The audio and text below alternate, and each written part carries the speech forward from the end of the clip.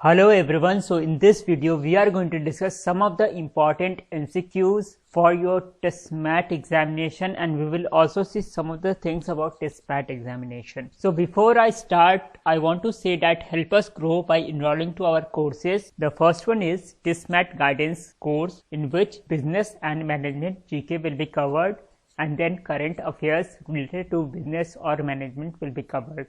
The pattern will be similar to last year questions. And then we have writing practice. You can write essays and share it with me. I will guide you through. And then you will come to know certain lingos and jargon which are important in management. So the test math guidance course basically hinges upon writing practice, and in that you will have to share the course you have applied for, and then I will provide you certain topics and you will have to write essays on that, and I will give you the feedback. And then we have certain GK facts which are quite important, which might come in your test math exam.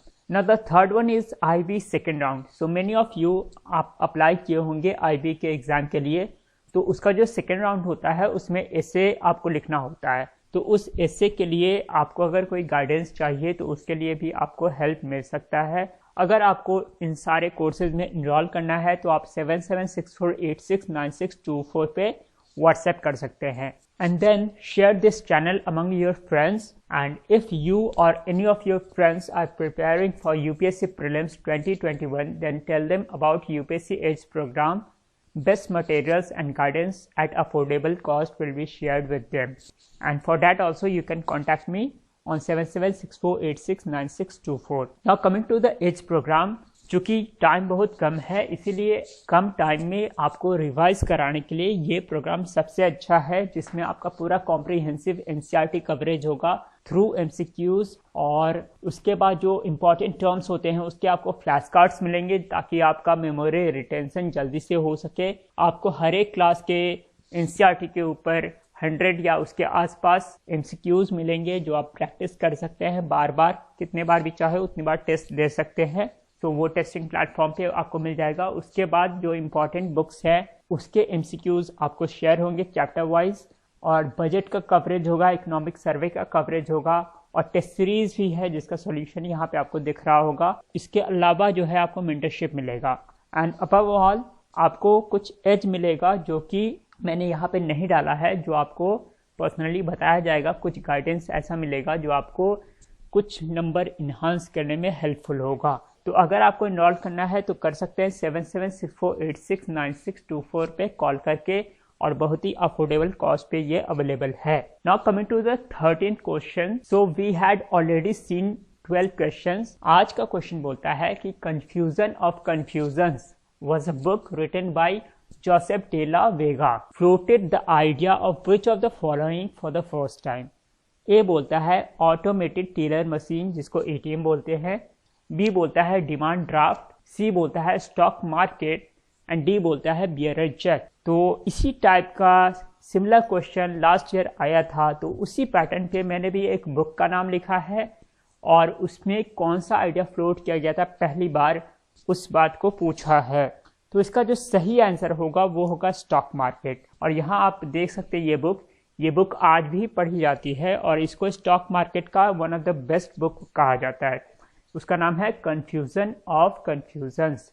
तो ये भी आ सकता है कि confusion of confusions जो book है वो किससे रिलेटेड है, या फिर उसके ऑथर का नाम पूछा जा सकता है। ये बहुत ज़्यादा इंपॉर्टेंट हो जाता है आपके मैथ के लिए। Now come to 14th question, ये बोलता है who of the following was famously called big bull. तो इंडिया में बिग बुल किसको बोलते थे? तो ये सब को पता होगा शायद, लेकिन लोग कंफ्यूज कर जाते हैं। जैसे केतन पारेख में तो कंफ्यूज नहीं करेंगे, लेकिन हंसल मेहता और हर्षद मेहता में कंफ्यूज करते हैं। तो इसका जो आंसर होगा वो होगा हर्षद मेहता। हंसल मेहता अगर ऑप्शन हो तो उसको मत मारिएगा, वो डायरेक्टर हैं, जबकि हर्षद मेहता जो है वो इसका सही आंसर होगा। Now coming to this particular fact, so इसमें बोलता है कि by second half of 1991 Mehta had earned the nickname of big bull because he was said to have started the bull run in the stock market। जैसा कि हम जानते हैं दो तरह का रन होता है, एक बुल होता है, एक बियर होता है, ठीक है। और सेकंड बोलता है कि some of the people who worked in his firm included Ketan Parekh, who later would be involved in his own replicate scam। So basically Harshad Mehta scam हुआ था, उसके बाद 2001 में जो है हर्षद मेहता स्कैम 1992 के आसपास में हुआ था, और केतन पारेख का भी ये स्कैम होगा जो कि 2001 में होगा। और उसके now coming to the 16th question, ये बोलता है which of the following book store is owned by Tata group. तो ये थोड़ा अलग हटके क्वेश्चन है स्टॉक मार्केट से। तो ये बोलता है कि बुक स्टोर्स में कई सारे बुक स्टोर्स के लोगो आप देख रहे होंगे, इनमें से टाटा ग्रुप द्वारा ओन कौन सा बुक स्टोर किया जाता है। ए ऑप्शन बोलता है क्रॉसवर्ड बुक स्टोर, बी बोलता है लैंडमार्क बुक स्टोर, सी बोलता है books and beyond, and D says wheeler books. तो इसका जो आंसर होगा वो होगा लैंडमार्क बुक स्टोर, जबकि क्रॉसवर्ड जो है वो शॉपर्स स्टॉप का है, लैंडमार्क जो है वो टाटा का है, व्हीलर जो है वो फाउंड हुआ था 1877 में इलाहाबाद में, और ये सबसे पुराना आप कह सकते हैं। और ज़्यादातर ये आपको कहाँ मिलेगा, जो रेलवे प्लेटफॉर्म्स होते हैं वहाँ पे व्हीलर का शॉप आपको मिल जाएगा। सो दिस इज़ इम्पॉर्टेंट, और बुक्स एंड बियॉन्ड भी थोड़ा फेमस हो रहा है। Now comes 17th question, it says black Thursday event is associated with which of the following. A says February revolution. अगर आपको याद होगा फेब्रुअरी रेवोल्यूशन से ही एक कंसेप्शन जो 8 मार्च का कंसेप्शन आया वुमेंस डे का, वो आया था जो कि रशिया में हुआ था, लेकिन ये इसका आंसर नहीं होगा। बी बोलता है बॉम्ब ब्लास्ट एट BSE, वो भी नहीं होगा, वो फ्राइडे को हुआ था इसलिए उसको ब्लैक फ्राइडे बोलते हैं। सी बोलता है Wall Street crash of 1929, and D बोलता है collapse of USSR in 1991। So इसका जो सही आंसर होगा वो हो जाएगा Wall Street crash of 1929। So basically Thursday October 24 को ये इवेंट हुआ था, इसको ब्लैक थर्सडे बोलते हैं, और तभी से ग्रेट डिप्रेशन का स्टार्ट हुआ था US में। उसके बाद क्या हुआ था, न्यू डील करके आया था। जब ग्रेट डिप्रेशन हुआ तो बहुत लॉस हुआ स्टॉक मार्केट में, बहुत सारे बैंक्स जो है वो बैंकरप्ट हो गए और बैंक रन होने लगा, तो अनएम्प्लॉयमेंट बहुत ज़्यादा उस समय बढ़ गया था, और ऐसा लग रहा था कि US की जो इकनॉमी है वो पूरी तरह से कोलैप्स कर जाएगी। तभी जो है उस समय इलेक्शन होता है और रूजवेल्ट जो है वो प्रेसिडेंट बनते हैं और वो एक न्यू डील लेके आते हैं। सो क्वेश्चन माइट कम कि जो न्यू डील का कॉन्सेप्ट है वो किससे रिलेटेड है। सो न्यू डील बेसिकली जो है इकोनॉमिक रिफॉर्म का डील था जो कि रूजवेल्ट का गवर्नमेंट लेके आया था, और उसके बाद जब तक वर्ल्ड वॉर 2 शुरू होता है तब तक USA ऑलमोस्ट रिकवर कर जाता है। So this is quite important. Black Thursday जो है वो वॉल स्ट्रीट क्रैश ऑफ 1929 से रिलेटेड है। सो 18th क्वेश्चन क्वाइट इम्पॉर्टेंट हो जाता है क्योंकि ये करंट अफेयर्स से लिया गया है। ये बोलता है bureau of Indian standards recently certified khadi प्राकृतिक paint by Khadi and Village Industry Commission. The primary ingredient of the paint is A option says jute pulp, B कहता है राइस पाउडर, C कहता है वर्मिलियन, एंड D कहता है cow dung. ठीक है, तो इनमें से जो प्राइमरी इंग्रेडिएंट है इस पेंट का कौन सा है इन चारों में, तो इसका आंसर हो जाएगा cow dung. As you can see in the figure, यहाँ लिखा हुआ है वैदिक पेंट, ऊपर लिखा हुआ है खादी इंडिया, और नीचे क्या लिखा हुआ है उसके, eco friendly cow dung paint. ठीक है, सो ये काउ डंग से बनाया गया है, और इसमें जो लीड होता है उसकी मात्रा न के बराबर है। खासकर जो पेंट्स होते हैं उसमें लीड बहुत ज़्यादा होता है जो कि टॉक्सिक होता है, लेकिन इस पेंट में लीड का मात्रा बहुत कम है या न के बराबर है। अब 19th क्वेश्चन जो है ये भी बहुत ज़्यादा इम्पॉर्टेंट है। ये बोलता है self actualisation is the concept associated with which of the following. A बोलता है परेटो प्रिंसिपल्स, बी बोलता है हेनरी फायोल प्रिंसिपल्स, तो F कैपिटल होना चाहिए यहाँ पे, सी कहता है Maslow's hierarchy of need, and D says Herzberg's 2 factor theory. So basically थोड़ा हम समझते हैं ABC को। सो ए जो है पैरेटो प्रिंसिपल, इसको हम 80-20 रूल भी कहते हैं।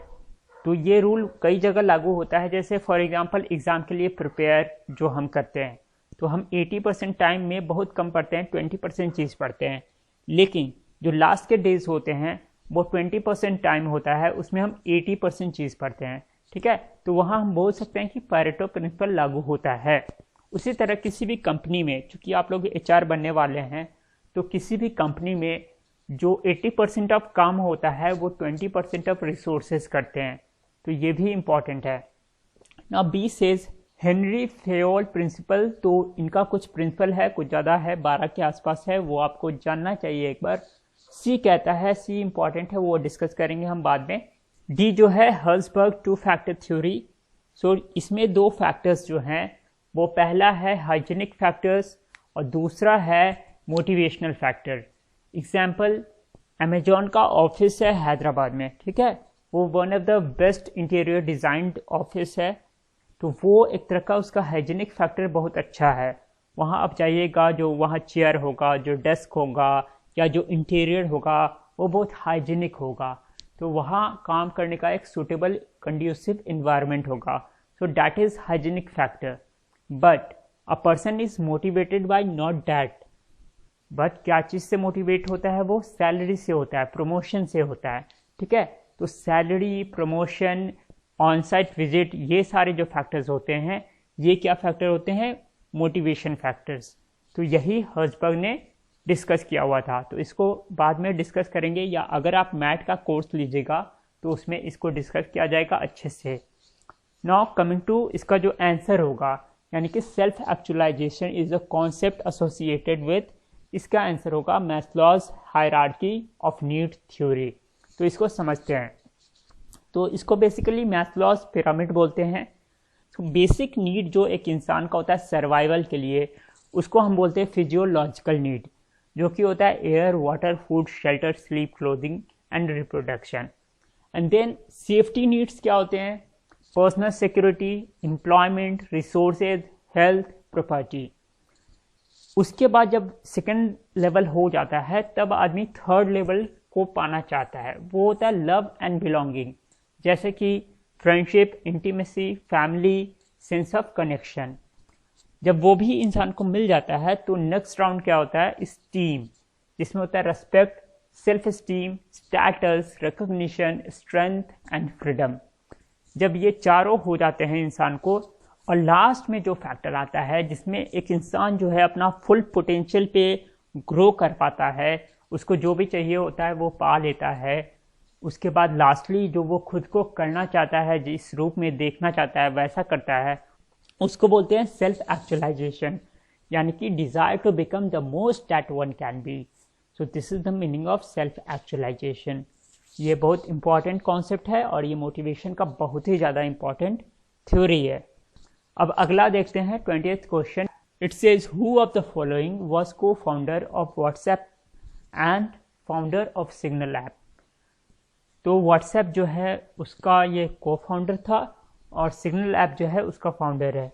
तो इनमें से कौन है वो?